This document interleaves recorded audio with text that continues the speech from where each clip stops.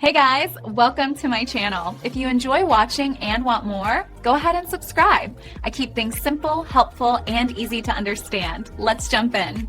Gmail SMTP authentication errors occur when your third-party app fails to log into Google's mail servers. This happens because of incorrect settings or strict security rules.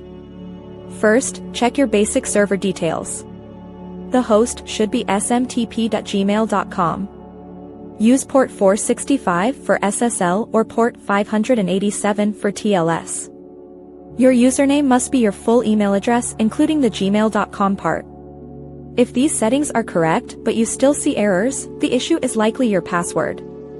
Google no longer allows simple account passwords for third-party apps. You must enable two-step verification in your Google account settings. Once that is active, look for the App Password section. Generate a new 16-character password specifically for your mail app. Copy this code and paste it into your app's password field instead of your regular Gmail password. This is the most common fix for modern authentication failures. Next, log into your Gmail account in a web browser. Go to Settings and click on the Forwarding and Pop IMAP tab. Ensure that IMAP is enabled. If it is disabled, your app cannot sync with the server. Finally, if you are still blocked, you might need to clear a security challenge.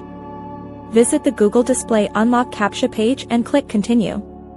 This grants temporary access for new devices to connect. These steps resolve almost every SMTP error. Keep your software updated to ensure compatibility with the latest security protocols. Using an app password is the most important step for security. Double-check every character in your settings to avoid simple typos. Most users find that switching to an app password fixes the problem instantly.